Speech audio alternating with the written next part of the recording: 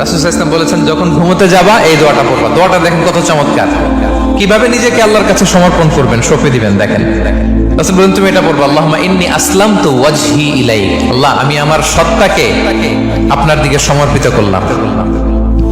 ওয়া ফাওয়াদতু আমরি ইলাইক, আল্লাহ আমি আমার সব কাজকে আপনার কাছে সুপর্দ করলাম।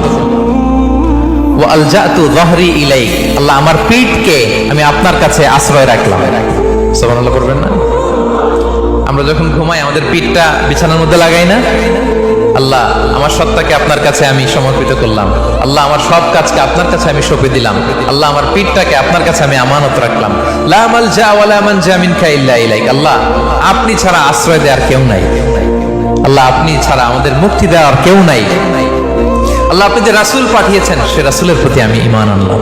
আল্লাহ যে কিতাব আপনি আসমান থেকে পাঠিয়েছেন ওই কিতাবের উপর আমি ঈমান আনলাম। সুবহানাল্লাহ পড়েন। বিষ্ণু ইসলাম বলেন, যখন কেউ এই দোয়াটা পড়বে রাত্রিবেলা, ফাইন মিত্তা, ওই মিন লাইলাতিকা, ওই রাতে যদি তুমি মারা যাও, মিত্তা আলাল ফিতরা, তুমি ফিতরাতের উপর মৃত্যুবরণ করবে। ওয়াইন আসবাহতা আসবাহতা ওয়া ক্বাদ আসাবতা খাইরান কাসীরা, আর যদি রাতে মৃত্যু না হয় তুমি বেঁচে যাও, তাহলে ওই দিনে তুমি প্রভূত কল্যাণ লাভ করবে। সুবহানাল্লাহ। তাহলে বলেন এই দোয়াটা পড়ার দরকার আছে না নাই? এই দোয়াটা যদি কেউ পড়ে সে মারা গেলে ওই রাতে ফিতরাতের উপর মারা যাবে।